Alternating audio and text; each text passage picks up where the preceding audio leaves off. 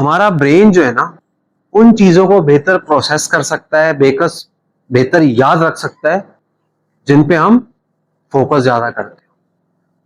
Simple बात है, अगर आप लोग चाहते हैं कि आप लोगों को घर जाके कम अकाउंटिंग पढ़नी पड़े, आप लोगों से अकाउंटिंग बिलफर्ज बर्दाश्त नहीं होती है, आप लोग चाहते हैं घर जाके नहीं पढ़े, उसका हल पता है क्या है? क्लास में फोकस कर लो। If you will be more focused in class, the need to revise and relearn the course contents, वो क्लास के आउटसाइड आपको उसकी नीड कम हो जाएगी। अब कुछ चीजें हमारी अटेंशन खुद ब खुद पकड़ लेती हैं। वो चीजें कौन सी होती हैं? सिंपल बात, इमोशनल चीजें। आप लोगों ने 2 क्लास में, 3 क्लास में, 4 क्लास में जो पढ़ा होगा वो याद नहीं होगा, लेकिन कुछ ना कुछ इमोशनल मेमोरीज जरूर याद होगी। कोई आपके साथ ज्यादती हुई हो, अम्मा अब्बा ने कुट्टस लगाई हो मस्त वाली, या आपको हिल गए हो, वो याद आप लोगों को रहेगी। कोई और खास इवेंट हो, सही है, पहला कभी से मिलना, ये इमोशनल मेमोरीज होती हैं। आपको इमोशनल मेमोरीज जनरली याद रहती है। अब इसको हम यूज कैसे कर सकते हैं? मैं बुक्स बहुत सारी पढ़ता हूं, कोशिश करता हूं पढ़ता रहूं। वो बुक जिससे मैं इमोशनली रिलेट कर पाऊं, वो मुझे बहुत अच्छे से याद रहती है। अब हम इस इंफॉर्मेशन का क्या करें? आप लोग अकाउंटिंग से एक इमोशनल कनेक्शन बनाएं। सही है?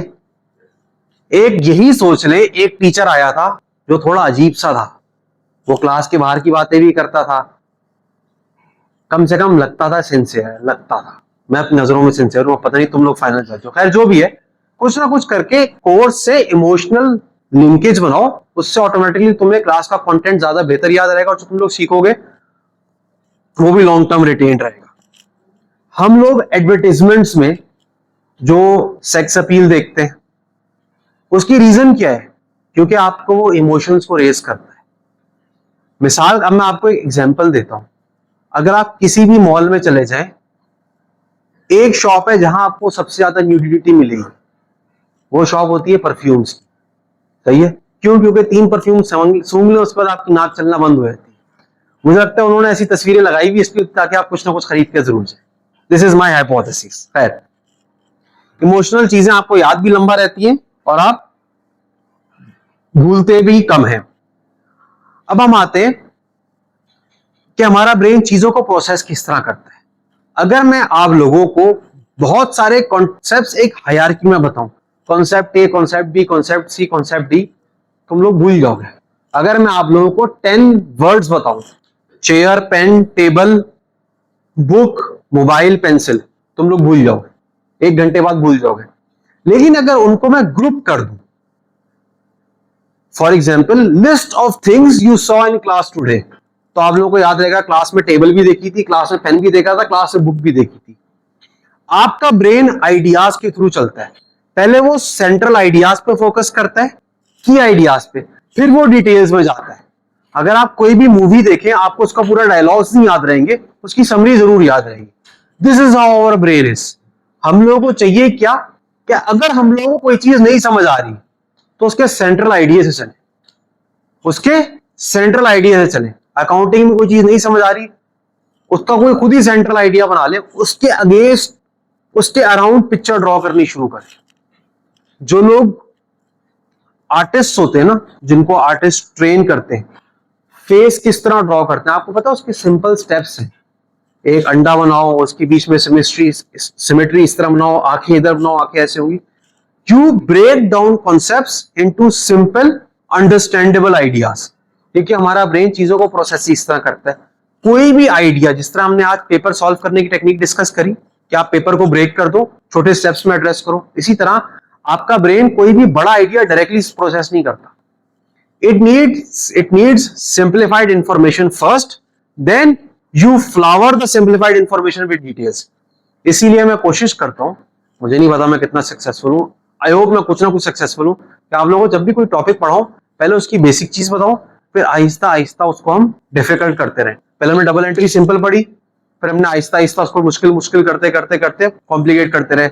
हमने पीएनएल टीवी पढ़ लिया, बेसिक आइडिया पढ़ लिया, हम उसकी डिटेल बनाते रहेंगे, फिर हम एडजस्टमेंट्स आएंगे आगे। फर्स्ट आप लोगों को बेसिक आइडिया समझ आया, उसके बाद हम डिटेल में जाते हैं। अच्छा, हम लोग समझते हैं और आजकल एम्प्लॉयर्स भी ये चीज बड़ा मार्केट कर रहे हैं, we need someone who can multitask. The key thing is कि आप लोगों का ब्रेन मल्टीटास्क कर ही नहीं सकता।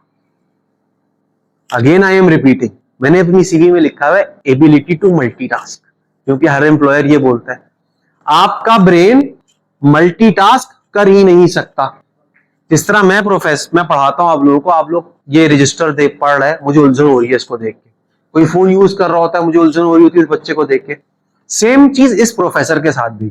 क्या हुआ, इसने देखा भाई वो बोल रहा है, किसी बच्चे ने फोन निकाल लिया, किसी बच्चे ने लैपटॉप खोल लिया, बच्चों से पूछा आप क्यों कर रहे हो, बोलता हम मल्टीटास्क कर सकते हैं, हम सब कर सकते हैं। अब ये तो साइंस का प्रोफेसर है, इसने क्या किया, इसने बच्चों को दो ग्रुप्स में डिवाइड किया। ठीक है, वो लोग जो मल्टीटास्कर्स कहते हैं, मल्टीटास्क करते हैं, वो लोग जो फोकस करके सुन रहे हैं।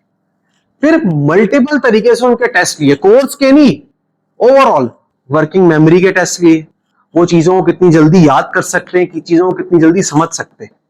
मल्टीटास्कर और नॉन मल्टीटास्कर्स का क्या मिला, जो मल्टीटास्कर्स थे वो कंटिन्यूअसली लो परफॉर्मर्स थे, वो कंटिन्यूअसली लो परफॉर्मर्स थे। अगर आप लोग समझते हो कि आप लोग फोन यूज करते करते सर की बात सुन लोगे, आपका दिमाग इतना तेज है, this is not how God has made you, ये आप लोग कर ही नहीं सकते। ठीक है, अगर आप लोग समझते हो आप गाने सुनते सुनते साथ अकाउंटिंग के सवाल कर लोगे, इट इज मोस्टली लाइकली कि आप लोग अपने आप को बेवकूफ बना रहे हो। Don't do it. Make sense? समझ आ रही है सबको बात? मल्टीटास्किंग नहीं करो। जो फोकस है ना, हमने बात करी, हम मल्टीटास्क नहीं करेंगे, हम फोकस बेहतर कर सकेंगे। फोकस एक आपका मसल की तरह है।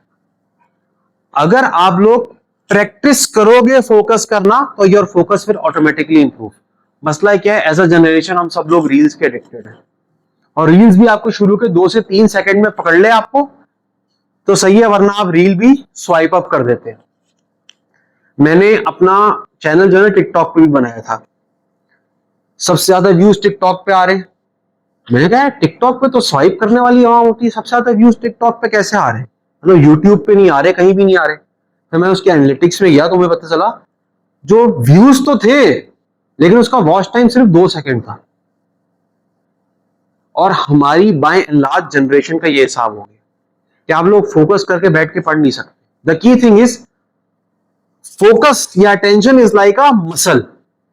अगर आप लोग उसको अभी प्रैक्टिस करके कंट्रोल में नहीं लाओगे, with the passage of time ये खराब से खराब होता रहेगा। ऑफिस में आप लोगों को बड़े प्रोजेक्ट्स मिलेंगे, अगर आप लोगों को फोकस करने की प्रैक्टिस नहीं होगी ना, आप लोग उन प्रोजेक्ट्स पे नहीं फोकस कर सकोगे। मैंने अपने बहुत सारे प्रोजेक्ट्स सिर्फ हुए ही इसलिए हैं because of 2 things. Number 1, I was able to break down the problem into simpler things. एक मेरी एक्सेल की शीट है, उसमें जो फॉर्मूला है ना वो 3 लाइन का है। अगर आप मुझे अब बोले कि वो फॉर्मूला समझा दे, मैं जबानी तो बता दूंगा ये ऐसे वैसे वैसे। अगर आप फॉर्मूला का नेस्टिंग देखेंगे ना, तो मैं नहीं समझा सकता, मैं दोबारा फॉर्मूला वो लिख नहीं सकता। तो ओनली रीजन वाज उसको स्टेप्स में ब्रेक किया, number 1। Number 2, I was hyper focused. जब वो सवाल कर रहा हूं, जब वो लिख रहा हूं एक्सेल की क्वेरियां या फॉर्मूले वगैरह, किसी का फोन आ रहा है मुझे नहीं पता, फोन की घंटी बज रही है मुझे नहीं पता। आप लोगों को अपनी पढ़ाई में ये चीज लानी है। हम लोग करते हैं क्या, हम लोग बोल तो रहे हैं अपने पेरेंट्स को कि हम सुबह से लेकर रात तक पढ़ रहे हैं, 8 घंटे पढ़ रहे हैं, उसमें फोकस पढ़ाई कितनी है ये तो देखें, वो हमारी बहुत कम। अब हमने बात करी 8 से 10 घंटे पढ़ाई की, होता क्या है, ये मसला मुझे इनिशियल टीचिंग में बहुत ज्यादा आया। स्टूडेंट्स ने बोला कि सर आप बहुत तेज पढ़ाते हैं।